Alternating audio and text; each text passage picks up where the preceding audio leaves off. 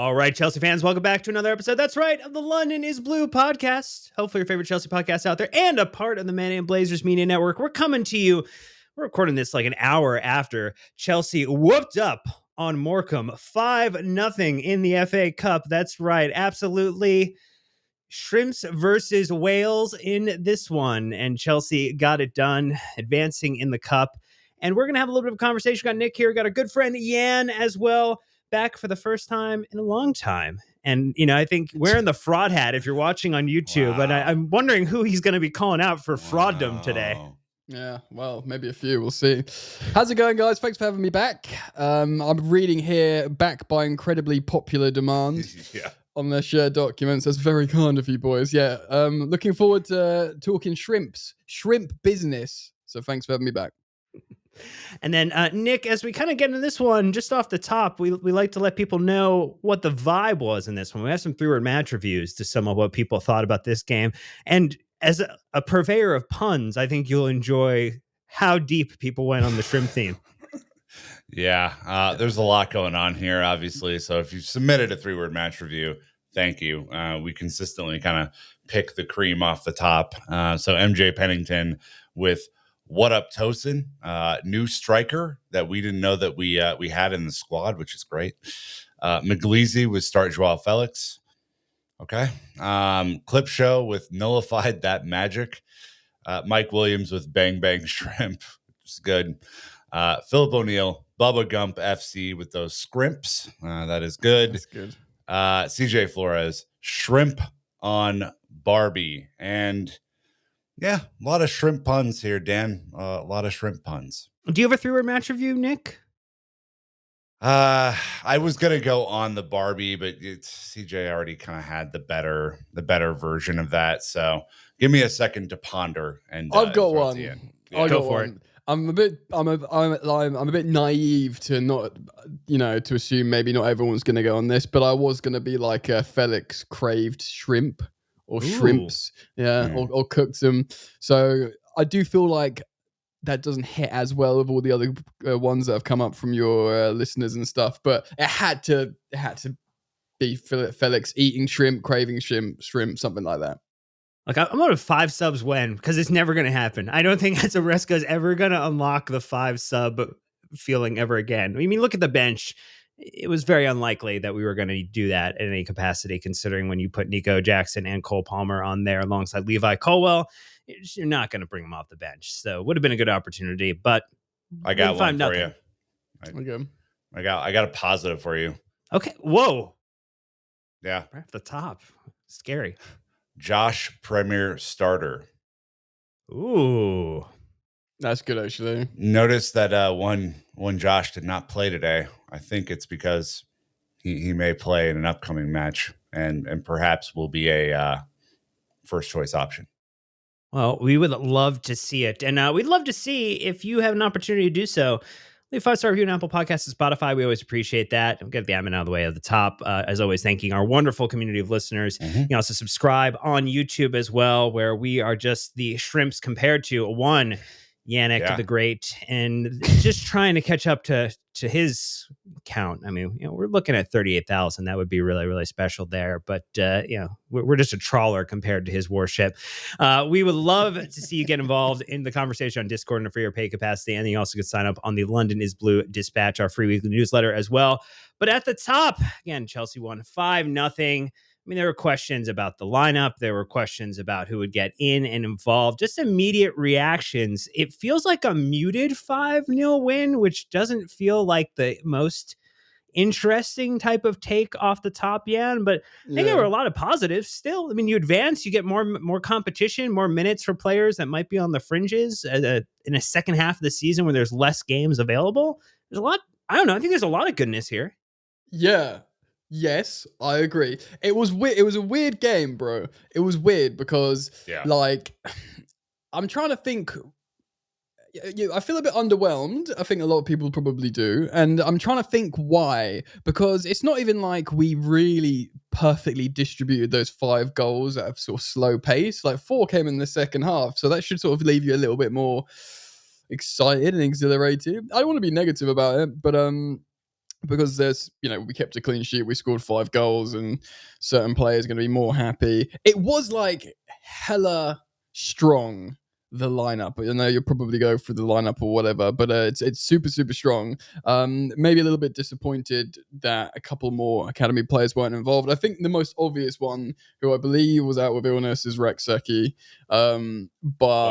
Illness being that there may be a loan on the horizon. The same illness that Mudryk had before was doping. The same illness that Dewsbury Hall's currently got. This is like mysterious illness. I have been sick for the last 10 days, so I get it. I understand. Sure. And I may get loaned from this show. Who knows? I mean, it could be on the horizon. Dan may choose to just ship me off somewhere.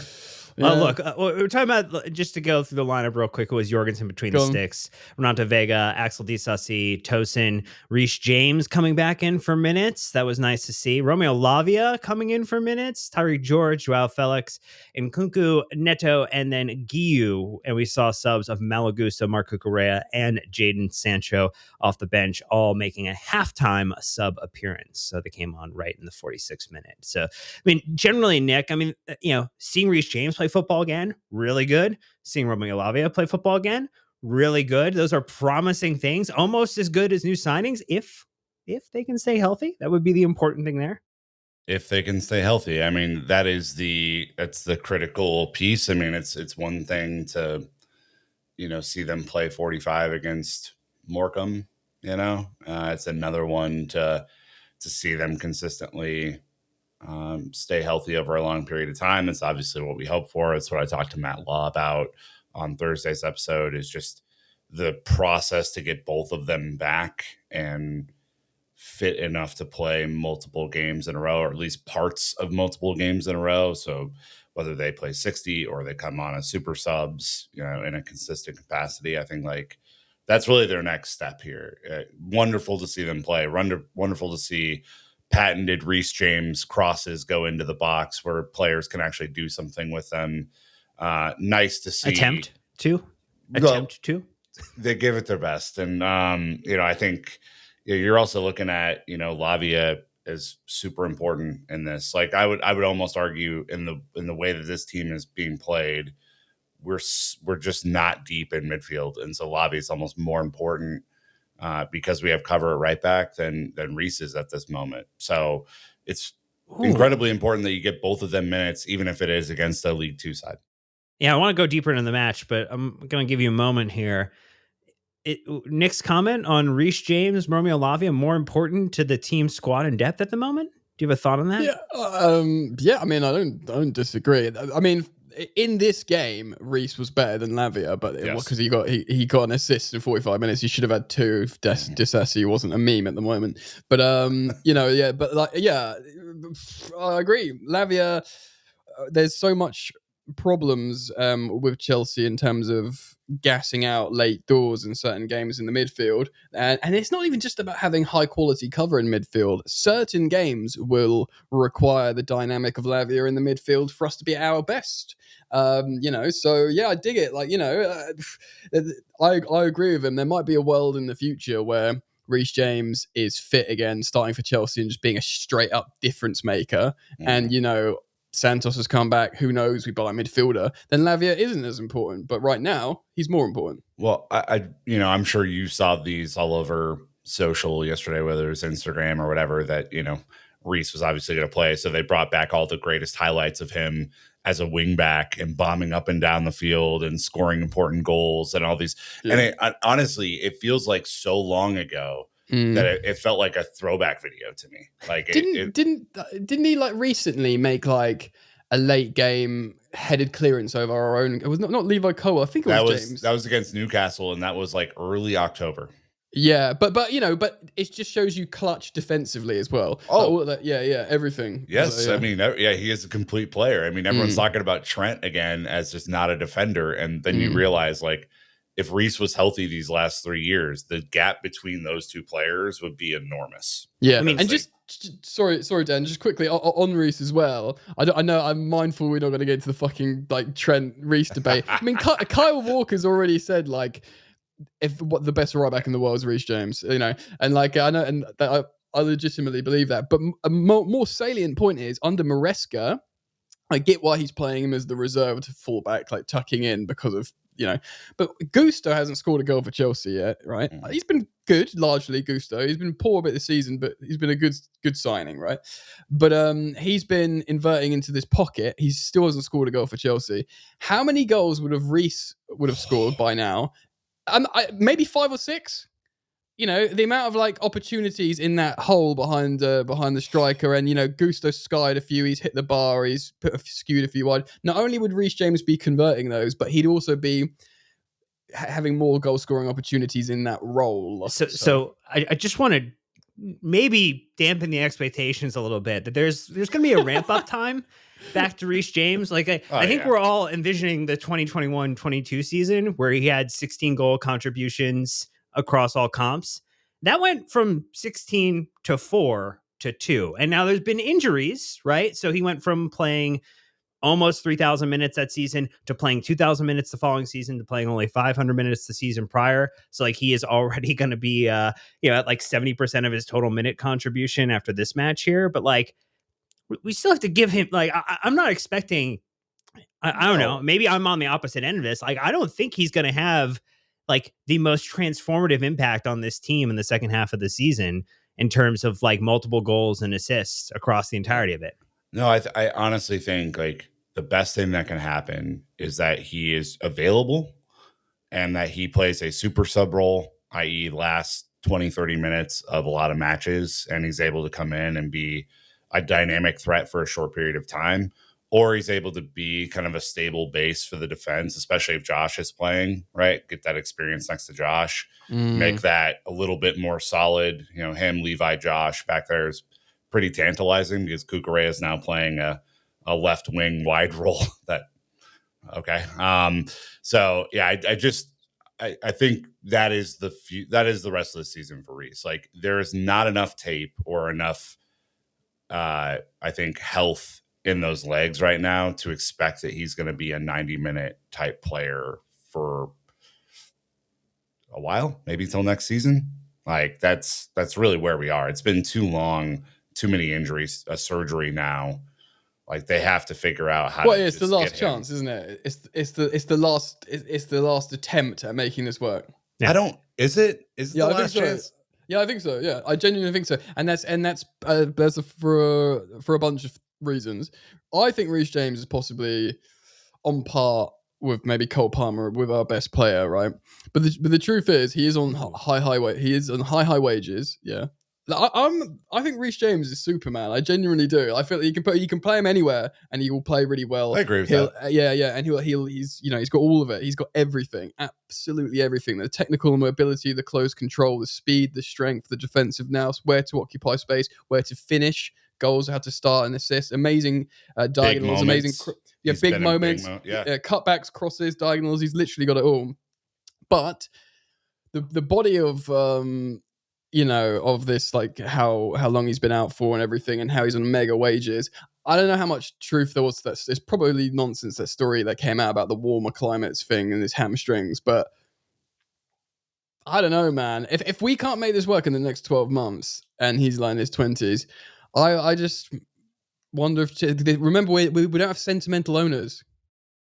Here's the thing. There's 18 matches left for Chelsea in the Premier League this season.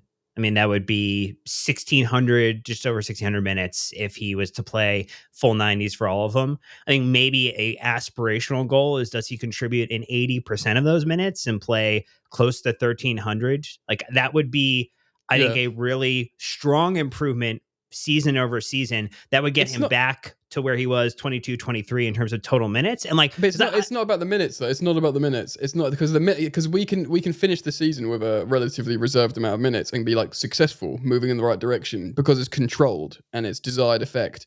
But if they play a little bit of minutes or a lot of minutes, whatever they deem appropriate, and he gets this bad injury, again, and it all happens again, and they got it wrong. That's the problem. It's not I don't think it's the controlled amount of minutes. I think it's how he's taken care of. So let's define real quick, just around us and before we take our break, what would be a successful end of the season for Reece James between now and end of May?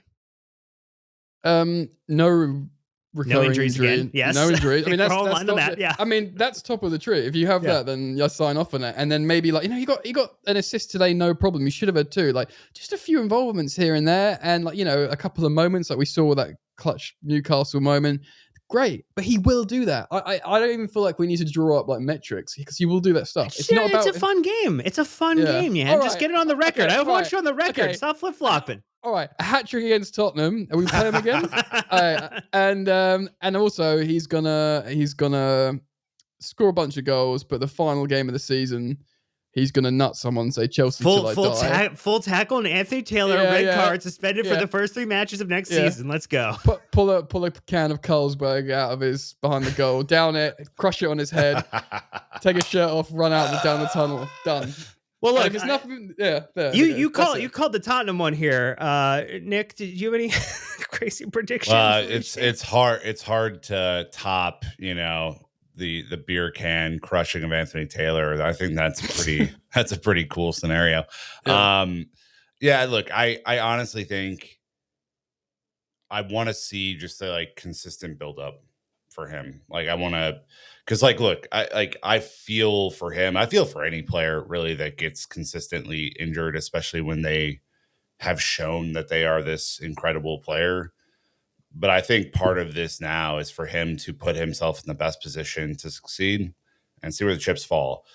But we have seen, on average, if he plays X amount of minutes, he will have X amount of goal contributions. It's a pretty straight line between those things. You don't have to guess too much about, is he going to pop up here or there? This is not, Malo Gusto in terms of goal contributions and stuff like that.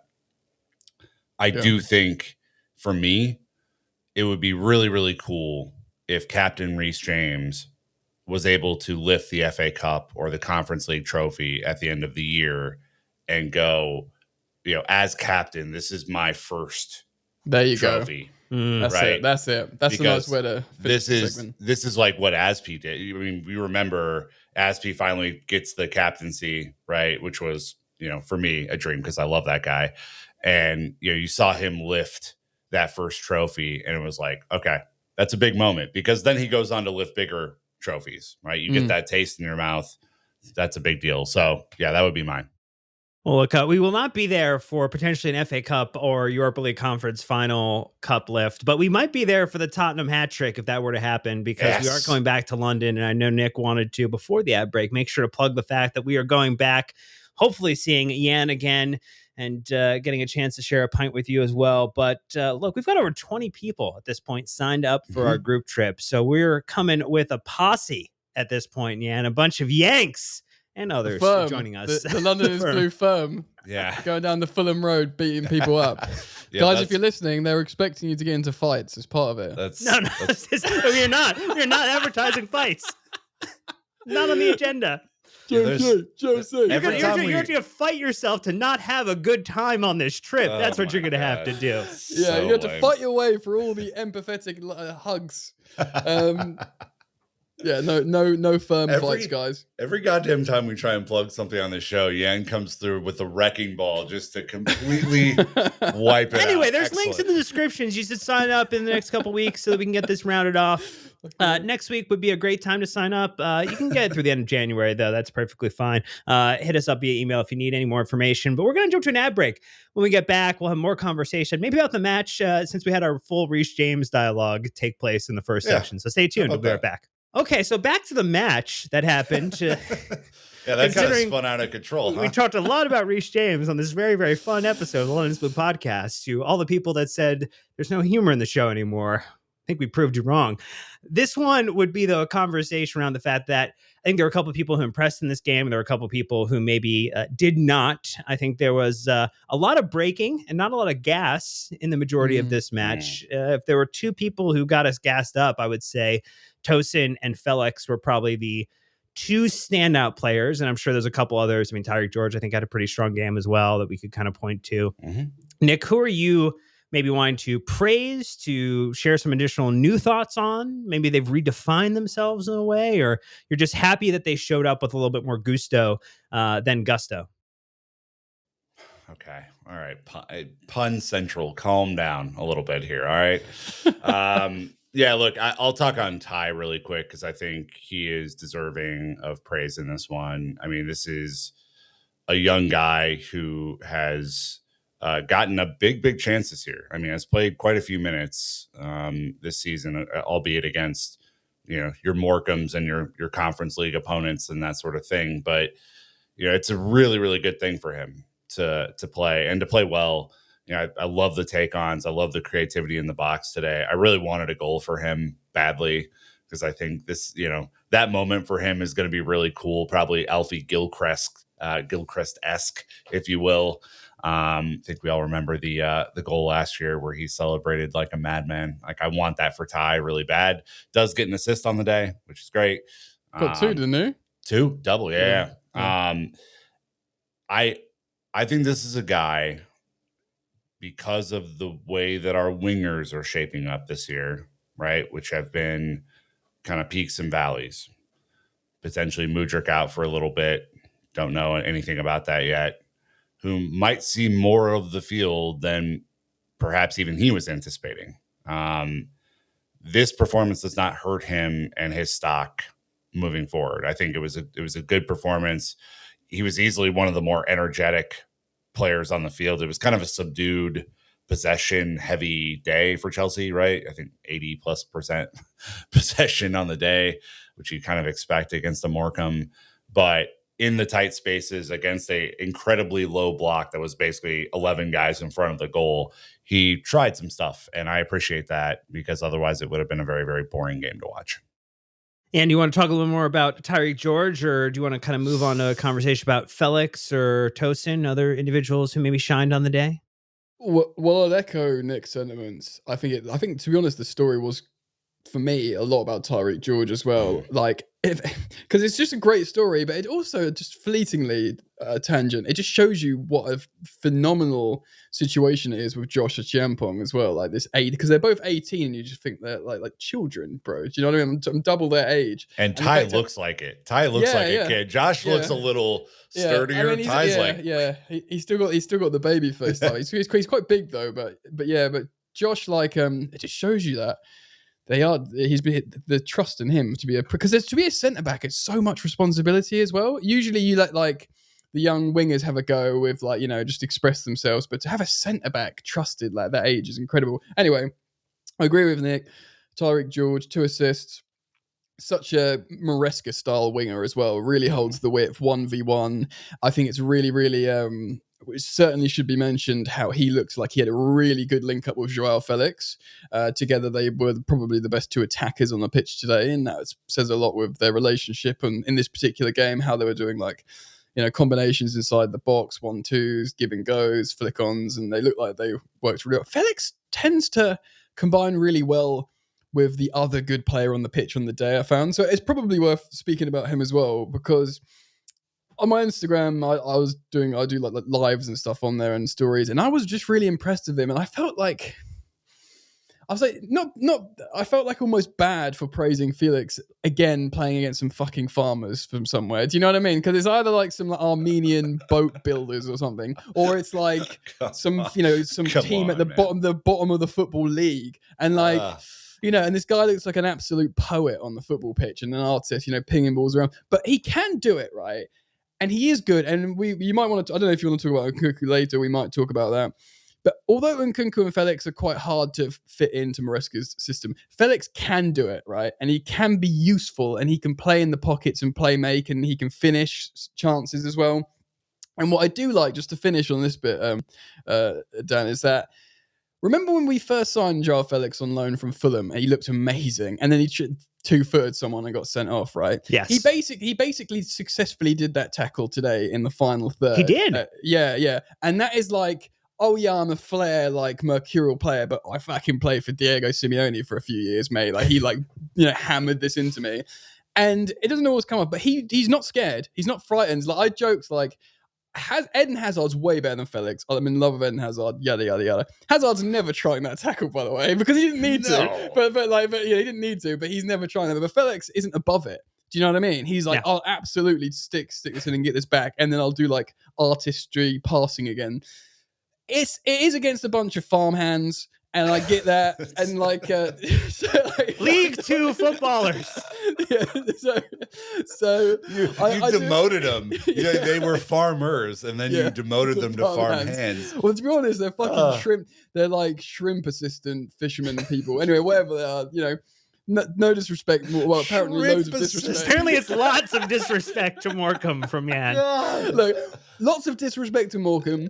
Joao Felix should be doing this, and but he can do it to other teams as well. I don't even know what the fuck I'm saying anymore. So yeah, Felix is good at football. Dan, can we juxtapose the Felix and Nkunku performances? Yeah, because I would say there's a difference in terms of, I think, the trajectory of these two players right now at Chelsea. There's Christopher Nkunku with a guy who's done really good on penalties over his career, taking really unfortunate penalty in this game that I thought was, well defended. But it was, he's done better. And as someone who struggled to find his place in this team under Maresca with, I think the inclusion of multiple attackers, when we have 3 or 4 on the pitch, he's not getting the first nod, and he's being put in the square peg round hole situation of being played as a 9, which doesn't work. And we now have Joao Felix, who actually might be useful against a low block. Crazy idea. The way that he weaves, the way that he moves, the way that he can put himself in a situation and combine with other attackers. I know he is not perfect. I know he definitely is wasteful at times, but I think, get him, I think maybe a couple more sub opportunities. I would be more likely to pull him off the bench than I would in Nkunku at this moment. So a couple things about this, right? And I don't know, Jan, feel free to pick up on any of these points, but the thing that I saw today from Nkunku was a complete attitude shift when he missed the penalty. A mopey, sort of casual, sort of, when a player kind of like throws their leg at the ball to kind of play it back and then kind of shrugs off. Yeah. And then, like, that sort of shit annoys the absolute fuck out of me. It is, and it's not because he's a bad player. It's because the attitude comparison between the two players that we're talking about is so stark. If Felix was doing that too, he could have probably got away with it. Felix was actually looking like he was trying to get there. He was applauding, Ty when he did something good, and he just looked like a better teammate today. And that's not because Joao has always done that either. Joao has been a kind of a sluggish kind of performance too. But like in this moment, I just don't have any sympathy for a millionaire moping around. I don't. And it really, really bothers me. Like, Can I jump on that quickly? Because I agree. There was a moment as well when he didn't track back, when he lost the ball. The ball was lost and he sort of watched it, and I was thinking, fuck off, mate. On Felix as well, a bit of sympathy with both of them because they're both in similar positions where they're very high profile players and they're trying to prove themselves. I do have a bit of sympathy with Felix because he's really trying hard to prove himself. He's got huge self-belief. And I feel like once he believes he's part of this team and he's a useful, trusted player, he'll be even better, Felix, right? So there's that for him. I don't feel like there's an opportunity with that with Nkunku. I do have a little bit of sympathy with Nkunku because it's just destined to fail. It feels like now, we bought him when it was a different system, a different idea. We bought him before we even bought Cole Palmer, and even when we bought on Cole Palmer, we didn't know who the hell we had. So Nkunku was the guy, and then it's kind of been a missed unfortunate events because he got the injury. Cole Palmer's amazing. The system changed, and then nothing went his way. It just doesn't work, This is the point though that I really want to make, which is it seems to me that Nkunku has to be the guy in the team to look like he has looked at his best. And I think that Felix can play well with others. And there is a huge difference because we can name 2 players who are well ahead of Nkunku in the guy pecking order. Cole Palmer and Reece James, when healthy, are well ahead, right? You can make an argument that Nico Jackson well ahead of those guys. But the difference is the rest of those guys play well with others. And I think that Nkunku has to feel like he is the only creative outlet in the team to really show up in the way that we know he can show up. He has shown glimpses of being this incredible player that has incredible skill on the ball, that has a phenomenal shot on him, that can make the right run at the right time. And it's, again, I think you saw Joao Felix try a little bit, right? They're both playing as these advanced 8s or 10s, whatever the hell you want to call them today. It was a jumble up front, so it really didn't matter about positioning. But you juxtapose those attitudes, those performances against each other. Nkunku does get a goal off a rebound, which is good, kind of makes up for missing the penalty. And it's just disappointing to see, because I think we all had huge, huge hope for this guy, and it doesn't feel like it's come off. So would you frame it as this concept that if we were like thinking about like stock rising, stock falling, and Felix's stock is potentially rising under Maresca and in this system, and Nkunku's is maybe leveling off or on the precipice, kind of trending downward again? Like, where are you kind of with where you see them heading through the rest of this season? Well, there's two things. There's the attitude thing that Nick rightly highlighted, but it's just a tactical fit. The thing is with Joao Felix, he can play better as a left wing. He's still a left winger on FIFA. I don't know why he is, but he can play there better. I heard Matt Law on your show say that he could play better as a false 9. I've been saying that he's good at doing glance headers on for wingers. He can play as a false 9 quite well, actually. He's done that a lot in his career, and he's much more an appropriate pocket player than Nkunku is. Nkunku's an amazing finisher. Possibly the best finisher at Chelsea. I genuinely believe that, or on par with Cole Palmer. He's amazing. He can finish in every single way. For a little guy, he wins big headers. He does glancing headers, powered headers. He can finish with both feet. He's the only guy in our team that will score an overhead kick right now. That's genuine. It's only going to be Nkunku that will score that goal. And he has even tried it recently. So Cole, we know how Maresca wants to play. He's fucking terrible as a left winger. Nkunku, he's literally anonymous. He's out of the game. You might as well play with 10. He's not a striker. You guys have probably done that to death. I certainly have on my channel.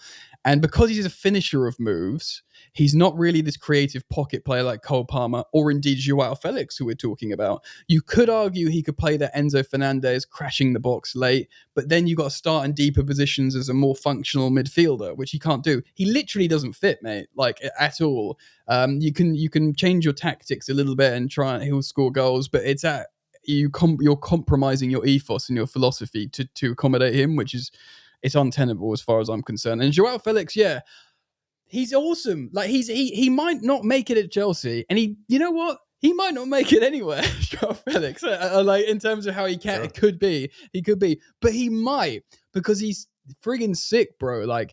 He's got the Joao Felix truther in Yan has come out.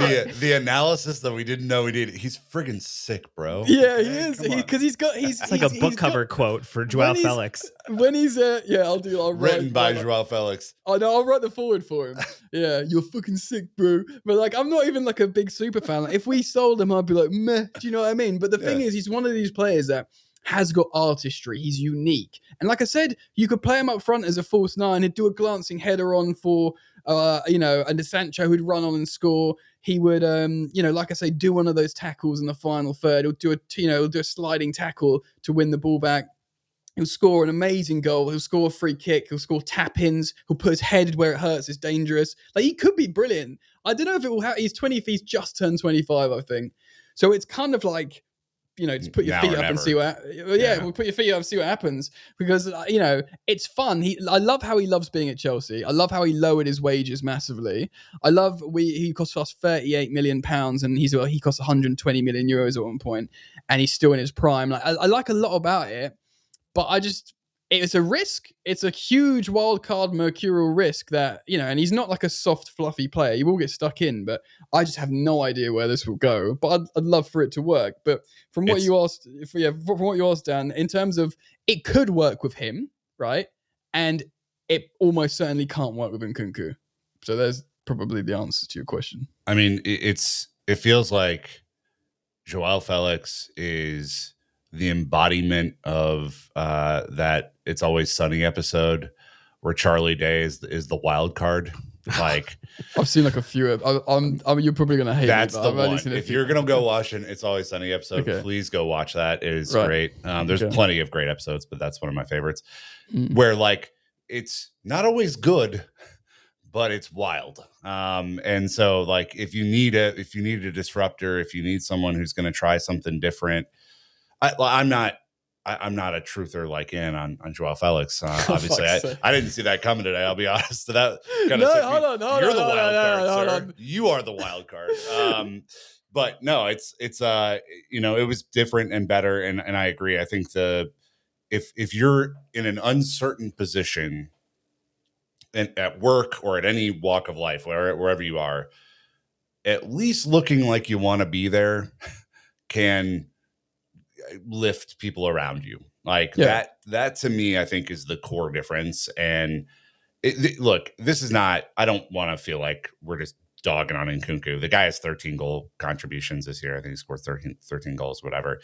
He's a great player, but I think it's a fit thing. And lately it's been a like, do you really want to be here sort of vibe? Are you really fighting for that place? I don't know. Can I just quickly, before we move on, I am a Felix truther in the same way I was a Hakim Ziyech truther. I like it in theory, but I know in practice it might not work. You know, like there's something cool. Really couching that statement now. Wow. Okay. Yeah, but by the way, and also just to make this really complex, I think for a team that is appropriate, Nkunku would be better for a team, right? Nkunku's like a finisher of moves. If you play him as a transitional left-sided second striker, cloak dagger guy, he's going to be way better for you than Joao Felix, who's, like you say, is a bit of a wild card. But for us right now, and where we're going and how we play, Joao Felix is seemingly up. Well, look, we'll get into more unsolved player mysteries from the match after this last ad break that we're going to take right now. Thank you.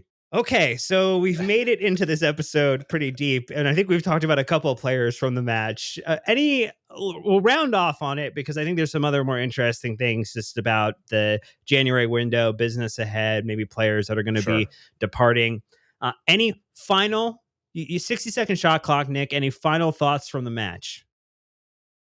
It's hard to take much out of these. This is like one of the Conference League games, right? Where, you know, the opponent is so inferior that you don't really know what to learn from this. The stats speak for themselves.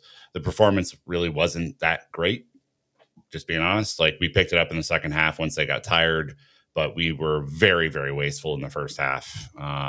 Incredibly wasteful. Tosin gets a couple of goals. One was an absolute banger, so good for Tosin. That was really nice to see.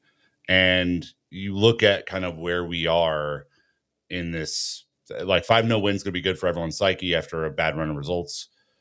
The team has to pick it up significantly to reach any sort of heights that I think we want to reach, especially in this competition where, you know, we think that we can win it, but we've lost a bunch of FA Cups in a row, and we need to kind of show that we're capable of big moments.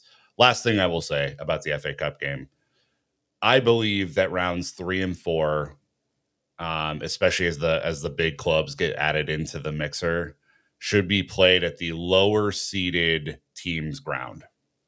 I get why they do this. I get Morecambe made a ton of money off of this game today, which is great for them, great for their club, great for their solvency. They are still going through a solvency issue. But if money was no issue, I would really have liked to see us play this game at Morecambe.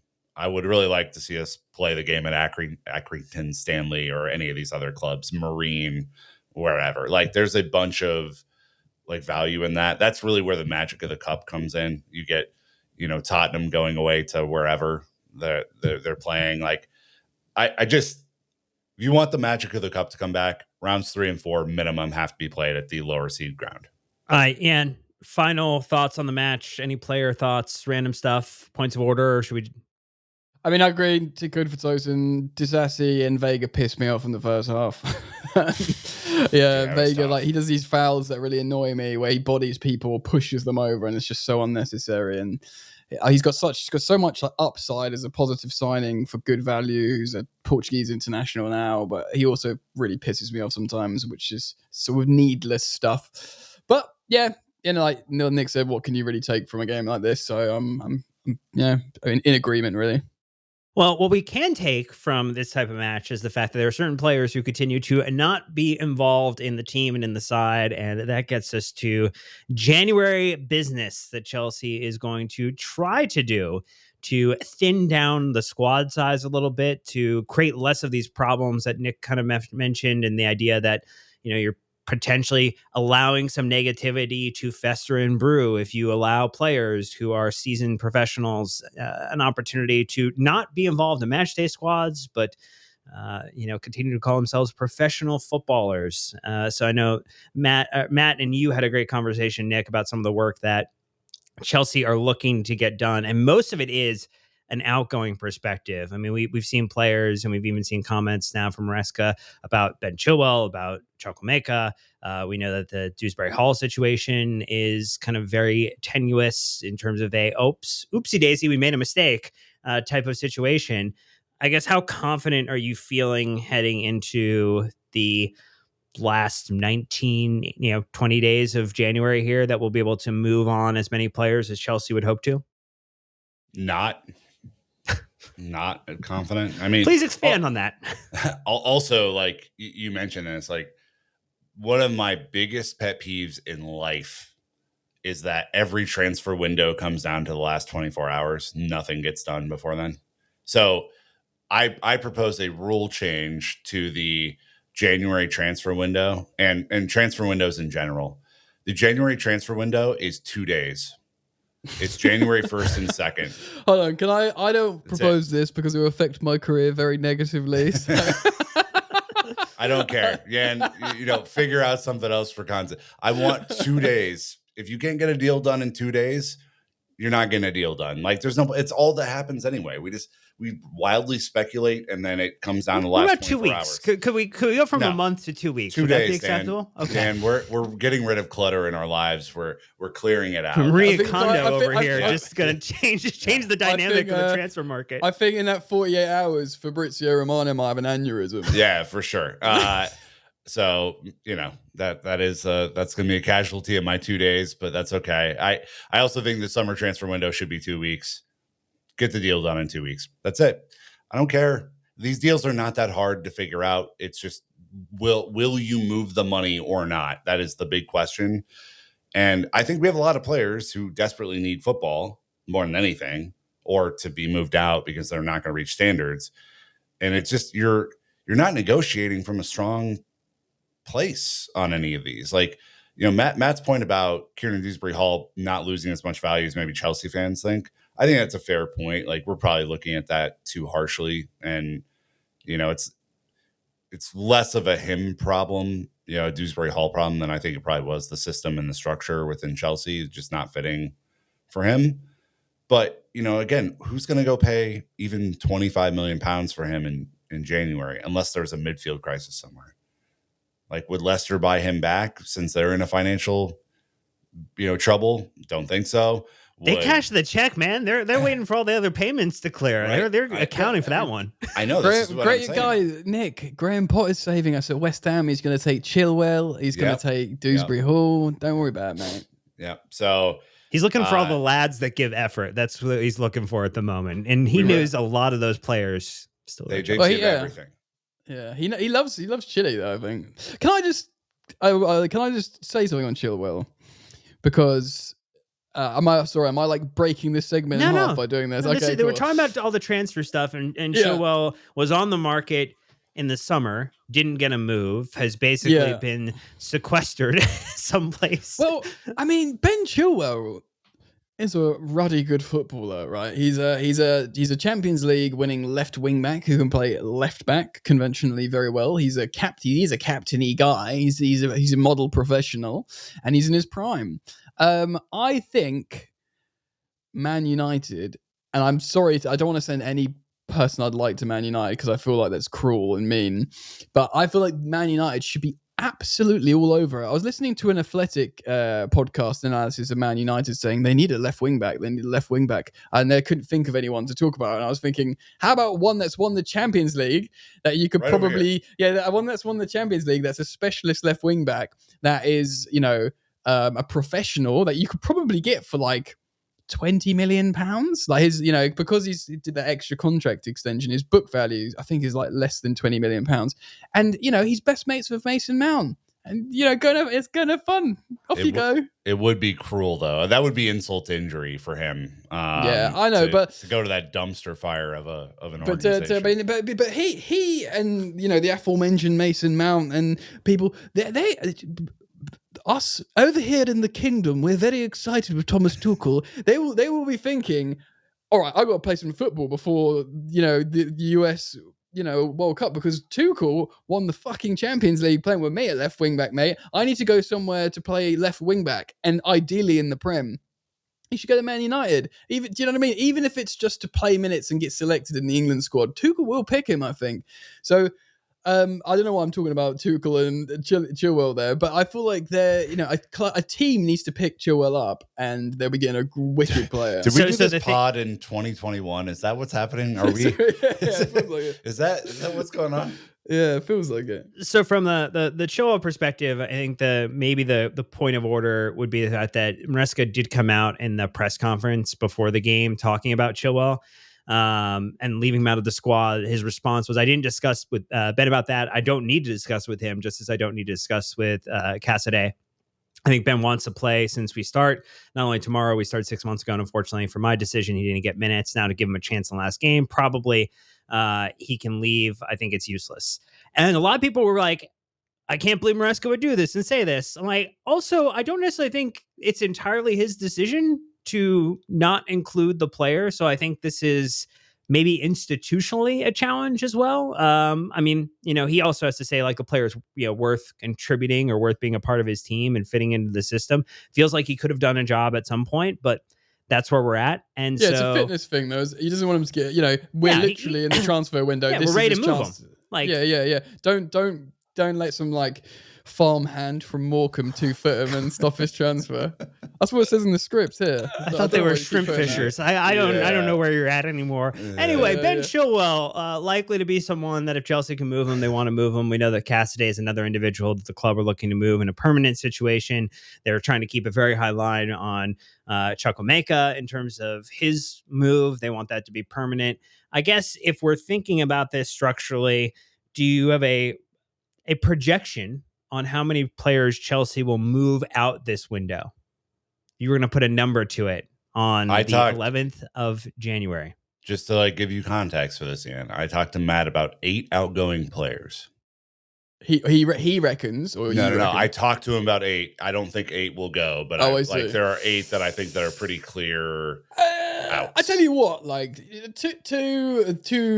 Bluco's credit, there was that season where they were like, well, they've got so many players, that window rather, where they've got so many players to get rid of, they'll never do it. And we did it. Was it this? I can't remember, a couple of summers ago when we literally just completely cleared deck and they got so much transfer business done. Obviously that's not a January window, although they've proven they can be very active in some ways in January, usually buying, not the couple of Januaries ago at least. I don't know, man. I feel like it's not people moping around and toxifying the dressing room. Like I said, from day one, Maresca's right, bang, bang, bang, bang, bang. And by the time it's got to this transfer window, everyone's sort of made peace and they know where they are. They know what they want to do. They want to move. Their agents have been on the blower for months talking to people Chilwell was we know they've all got options. I reckon deals will be done. And if you want a number, I'm just going to pull one out of my butt and say 4 outgoings. 4. I changed my mind as I said it. 4 outgoings. And I'll even tell you who. Oh, okay. Darn it. Go for it. Cesare Cassidy is the most obvious one. And I think he's going to go to Napoli. Agreed. Right. There's all sorts of shit's going on in Napoli. Did you see Conte came out today and said Kvaratskhelia has told me he wants to leave now. Conte and seemingly to PSG. So good for them. Four times his wages though. I mean, I thought if we know Mudrik's gone, I thought he's Kvaradona as they call him. I'd like a bit of that, but not for 4 times his wages. Anyway, Cesare Cassidy. Let's go quickly. Carney Chukwuemeka, because I think he's still got the streets and people. I think a loan will happen even though we wanted to sell him. Loan with an option, not even an obligation. So that's 2. Fuck. I'm going to tell you guys. Damn it. Chilwell to West Ham. When you lied on your resume and then let me land. Chilwell to West Ham. And because I was reliably informed by this podcast that he's the only senior player that they'll happily loan. So I think he'll be a loan as well. 6-month loan with whatever terms, just go play football. So that's free. And then maybe the fourth will be someone like a young player loaned developmentally somewhere. I got one for you. Yeah, you finish it. Go on. Disasi will go. Wow. Even after his amazing performance at left centre back today. Yeah, I do. I think he will go. I think Nkunku will stay. Too tricky. It's pretty obvious. I don't think there's a move for Dewsbury Hall in January. No, neither do I. They could surprise me. I think revisit that's this in 20 days and we'll see where we're at with that one. It's just too much of a meme as well. Like, I know he can go, but I know it's just fucking dumb. Now, Dan, imagine if it was only 2 days and you could only be wrong for a day. Like, that sounds much better than being wrong 30 days later. And you're like, well, I don't know. Sometimes I like to prolong the misery and suffering. So, this is kind of what I'm looking for. It could be a loan. Like, he is, again, talking about having the streets, like, for different reasons. People do really rate Dewsbury Hall as like a fine operator in the midfield that will help your team and chip in. And especially like if you're trying to stay in the league or if you're trying to like stay away from he will be good. And I wonder if someone would be like, yeah, if Chelsea pay like, if we would do a loan of no obligation, subsidize some wages, a little bit of wages, that would be like too good to turn down for a lot of clubs. So if there's an incentive to do it, then I reckon it could quite easily get done. Yeah, Nick, were you over on the 4? Did you feel like there were going to be more than 4 outgoings, or do you feel like 4 is sensible? Yeah, 4 has to be about the line for this one. I mean, I think Carnes is a very, very tricky one. Like, I think, Matt's point, and I would agree with this, is like, you just don't really know what you would even try and loan or buy. He hasn't played any football in 2 years. And so that one, while he may have the streets, as Jan would eloquently say. That's what the streets are saying. That one I would find to be pretty risky.